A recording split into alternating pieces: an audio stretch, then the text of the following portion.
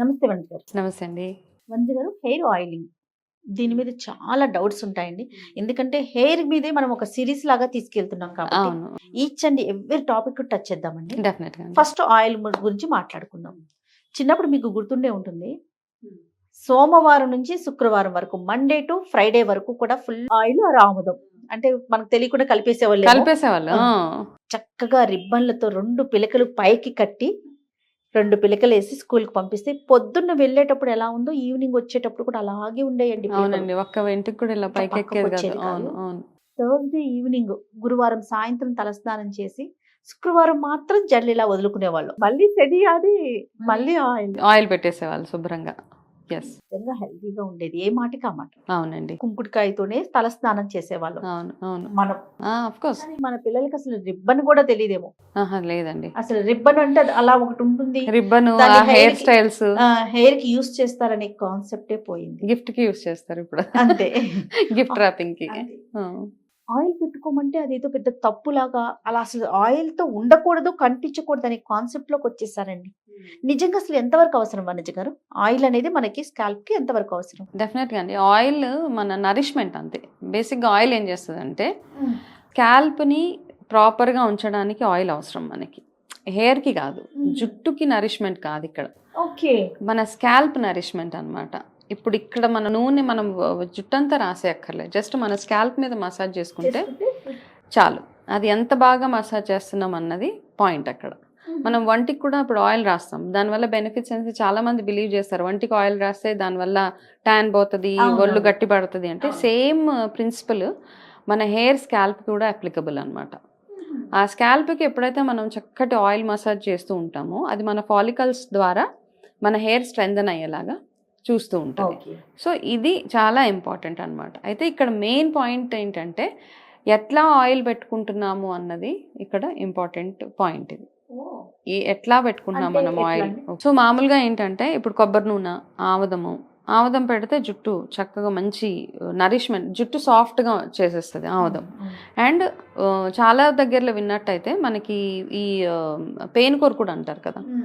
అట్లాంటి వాటికి కూడా ఆముదాన్ని వాడేవాళ్ళు. ఆ ప్యాచెస్ ఏవైతే ఉంటాయో ఆ ప్యాచెస్ మీద ఆ! దాని మీద పెట్టేవాళ్ళనమాట. చాలా ప్రూవెన్ రిజల్ట్స్ ఉండేవి యాక్చువల్‌గా. సో, వాటి కోసమని ఇట్లాంటి ఇన్ఫెక్షన్స్ అవి రాకుండా ఉండడానికి అవన్నీ ఆముదం అవన్నీ యాడ్ చేసి పెట్టేవాళ్ళు. అయితే నూనె రాసుకోవడం వల్ల ఏంటి అంటే మీరు నార్మల్‌గా చెప్తున్నాను. అఫ్‌కోర్స్ ఆయిల్ బాగా వర్క్ చేస్తది. నూనె రాసినా, రాయకపోయినా ఇక్కడ ఈ మన స్కాల్ప్‌ని మనం ఎంతగా బ్లడ్ సర్క్యులేషన్ బేసిక్‌గా ఈ ఆయిల్ తోటి చేసే మసాజెస్ ఏవైతే ఉంటాయో మన హెడ్‌లో బ్లడ్ సర్క్యులేషన్ హెల్ప్ చేస్తాయన్నమాట. ఆ బ్లడ్ సర్క్యులేషన్ ఎంత బాగా జరుగుతూ ఉంటే మీ హెయిర్ గ్రోత్ అంత బావుంటది. మీ హెయిర్ నరిష్మెంట్ అంత బావుతూ ఉంటుంది. Okay. Main blood circulation blood అనేది సర్క్యులేషన్ ఇంపార్టెంట్. చాలా చాలా ఇంపార్టెంట్. అయితే కాబట్టి మనం ఎక్కడ మసాజ్ చేసుకుంటున్నాం, ఎట్లా మసాజ్ చేసుకుంటున్నాం అన్నది చాలా ఇంపార్టెంట్ యాక్చువల్‌గా. మర్మ పాయింట్స్ ఇప్పుడు మనం చూస్తాం థెరపీస్ చేస్తూ ఉంటారు కదా! అవునవును. మర్మ థెరపీ. మన బాడీలో ఉండే 107 మర్మ పాయింట్స్ ఏవైతే ఉంటాయో, ఆ పాయింట్స్‌ని మనం టచ్ చేసి ఇప్పుడు for example under eye dark circles వస్తే ఇక్కడ మర్మ పాయింట్స్ ఉంటాయి. ఈ ప్లేస్‌లో, ఈ స్పాట్స్‌లో ఇవన్నీ. వాటిని మసాజ్ చేస్తూ ఉంటారు. So, every part of the body ఈ టిప్స్ మీద పాయింట్స్ ఉంటాయి. అట్లానే హెయిర్‌కి వచ్చేటప్పటికి ఈ సెంటర్ పాయింట్ ఏదైతే ఉంటదో, దీన్ని మనం ఎంతగా ప్రెషర్ చేయగలిగితే ఈ పాయింట్‌లో ఓకే. ఇట్లా 2 హ్యాండ్స్ ఇలా పెట్టి మనం ప్రెస్ చేసుకుంటూ ఉండాలి ఇక్కడ. ఇక్కడ ప్రెస్ చేసి అట్లీస్ట్ ఒక 10 మినిట్స్ మీ హెయిర్ అంతా ప్రతిరోజు అంటే మనకి హెల్తీ హెయిర్ కావాలి, ఫ్యూచర్‌లో మంచి హెయిర్ ఉండాలి అంటే గనక కొంచెమే ఆయిల్ తీసుకోండి. ఇంతింత ఆయిల్ పెట్టేసుకోవడం వల్ల ఏమి అవ్వదు అక్కడ. అయితే రోజ్‌మేరీ ఆయిల్ అని, టీ ట్రీ ఆయిల్ అని ఇవి యాడ్ చేస్తూ ఉంటారు. అది రాసేస్తే హెయిర్ గ్రోత్ అవుతది అనేసి అందరూ బిలీవ్ చేస్తారు. డెఫినెట్‌గా రోజ్‌మేరీ ఆయిల్ తోటి, టీ ట్రీ ఆయిల్ తోటి హెయిర్ గ్రోత్, హెయిర్ ఫాల్ అంతా కంట్రోల్ చేస్తది. కానీ రోజ్‌మేరీ, టీ ట్రీ ఏం చేస్తాయంటే బ్లడ్ సర్క్యులేషన్ ఎక్కువగా జరిగేలాగా చూస్తాయన్నమాట. కాబట్టి ఈ ఆయిల్స్‌ని మనం కోకోనట్ ఆయిల్‌లో కొన్ని ఫ్యూ డ్రాప్స్ యాడ్ చేసి చేసుకుంటే బ్లడ్ సర్క్యులేషన్ బాగా అవుతది. ఓకే. సో, ఇట్లా మాడు మీద గట్టిగా పెట్టాలి. ఇలా ఇంటర్లాక్ ఇదండి చేసి పొజిషన్. ఈ చేసి తల మీద ఇక్కడ ఈ పాయింట్‌లో పెడితే మనము మామూలుగా ఆయిల్ రాసుకునేటప్పుడు కూడా సాధారణంగా పిల్లలకి రాసినా, మనం రాసినా చేతిలో ఆయిల్ పోసుకొని ఇక్కడ ముందు కొడతాం తల కదండి. మీదే ఫస్ట్ కొడతాం. ఇక్కడ కొడతాం. ఆ! ఇదే పాయింట్ అన్నమాట. యెస్. ఇది మెయిన్ పాయింట్ మన హెయిర్ గ్రోత్‌కి. సో, ఆ పాయింట్‌లో మనం కొట్టినప్పుడు మనకు కొంతమంది అంటుంటారు అలా చాలా సేపు అన్నమాట. మా చిన్నప్పుడు నాకు చాలా హెల్తీ హెయిర్ ఉండేది. ఇప్పుడు కూడా ఎంత హెల్దీగా ఉంటుంది మీ హెయిర్ కి, నేను ఫ్యాన్ బట్ షార్ట్ ఉంటుంది. షార్ట్ ఉంటదండి, కానీ చిన్నప్పుడు ఏంటంటే చాలా హెల్దీ హెయిర్ నాది. ఎందుకంటే నాకు చేసే మా అమ్మ కానీ ఎవరైనా కానీ పట ఇక్కడ ఇదే పాయింట్ అన్నమాట, ఇదే మసాజ్ పాయింట్స్ అంతే నావి. అట్లా అని నెక్స్ట్ మా పిల్లలు, నాకు తెలుసు మా పేరెంట్స్ నాకు ఏం చేస్తే నా హెయిర్ హెల్దీగా ఉండేది అనేసి. ఇప్పుడు అంటే రకరకాల రీజన్, మెడికేషన్స్ ఇవన్నీ అందరికి తెలిసిందే. సో ఊడిపోయినా కానీ but I managed my hair well. ఇప్పుడు దాకా అయితే బై గాడ్స్ గ్రేస్ జుట్టు హెల్దీగానే ఉంది నాది. పొడుగు గురించి ఆలోచించనండి, ఇంకా ఇంతవరకు కావాలి అయిపోయినాయి. ఆ పొడుగు చూసేసాను. ఎట్లాంటి సిచ్యువేషన్ కి వచ్చేసామంటే వంజి గారు, జుట్టు పొడవు లేకపోయినా పర్వాలా, షార్ట్ గా ఉన్నా పర్వాలా, హెల్దీగా ఉండాలి. మన స్కాల్ప్ కనపడకుండా ఏంటో చాలు. నేను ఇప్పుడు ఈ మధ్య ఏంటంటే నూనె పెట్టుకొని దూతే మొత్తం కనపడిపోతుంది, మొత్తం తలంతా కనిపించేస్తుంది అందరికి. అట్లా లేకుండా షార్ట్ గా ఉన్న ఏ ఆయిల్ అయినా ఫస్ట్ థింగ్ ఏంటంటే ఆయిల్ గోరువెచ్చటి ఆయిల్ పెట్టుకుంటేనే బాగా వర్క్ చేస్తుంది.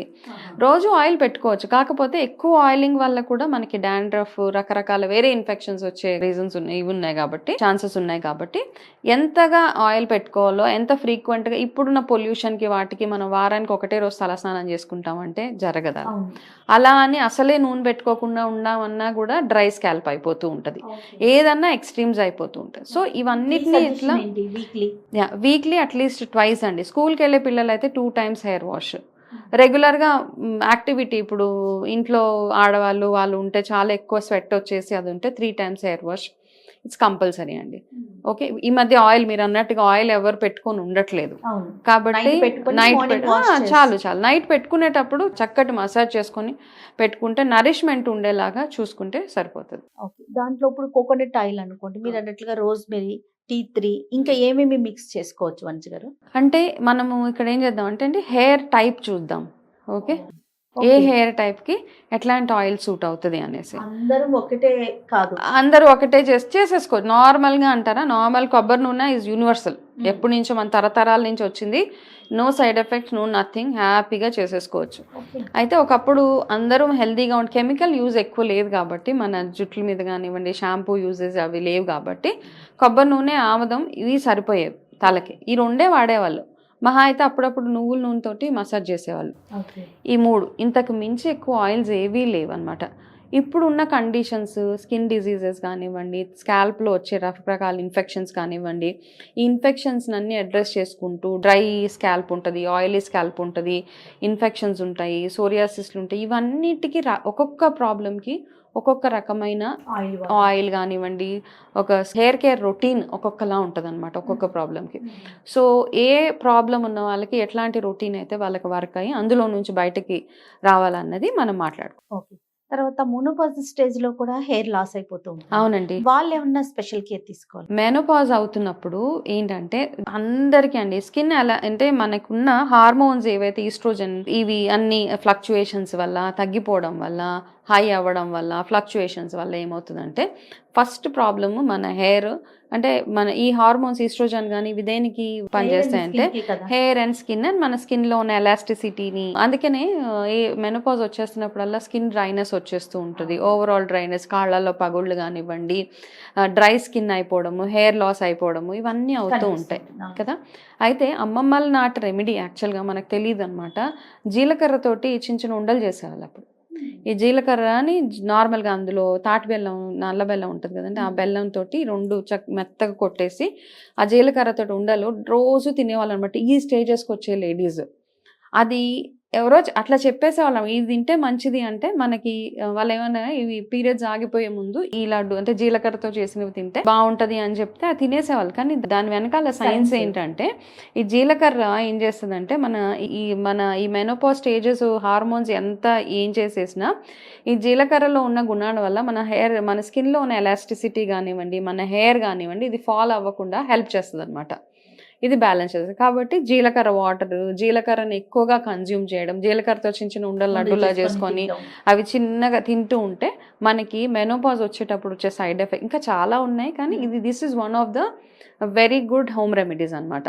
సో ఇది డైలీ ఏదో ఒక టైంలో, మధ్యాహ్నము, నైట్ పడుకునేటప్పుడు, మార్నింగ్ చిన్న ఇంత జీలకర్రతోటి కొంచెం బెల్లం వేసి మెత్తగా దంచేసి ఆ లడ్డు అది తింటూ ఉంటే మనకి హెయిర్ ఫాల్ కానివ్వండి, స్కిన్లో ఉన్న ఎలాస్టిసిటీ ఇది కంట్రోల్ అవ్వడానికి హెల్ప్ చేస్తుంది మనకి.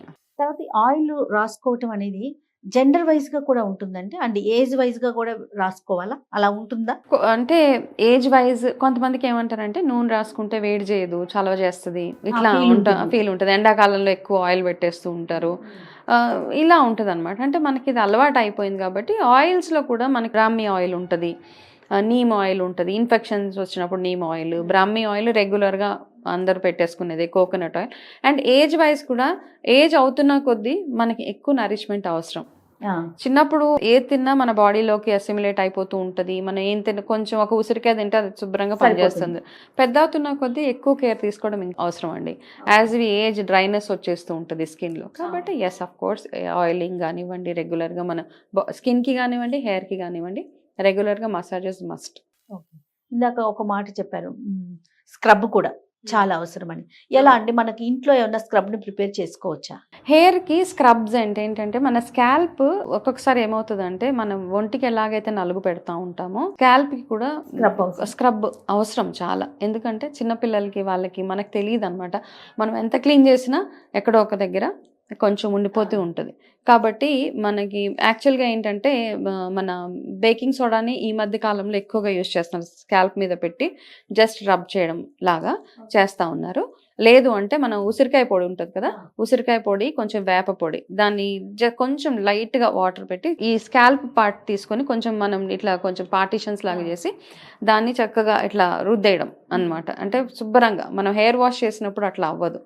దీన్నే స్కాల్ప్కి కూడా బాగా రుద్దేస్తే అదంతా ఏదైనా ఇన్ఫెక్షన్స్ అట్లా ఉంటే కనుక, డాండ్రఫ్ కానివ్వండి, లేకపోతే ఏదైనా రకరకాల ఇన్ఫెక్షన్స్ ఉంటాయి కదా, ఆయిలీనెస్ ఏదైనా ఉన్నా అదంతా పోతుంది దీంతో. రైట్ మంజు గారు, మంచి బ్యూటిఫుల్ రెమెడీస్ చెప్పారు. థ్యాంక్ యూ సో మచ్ అండి. నమస్తే.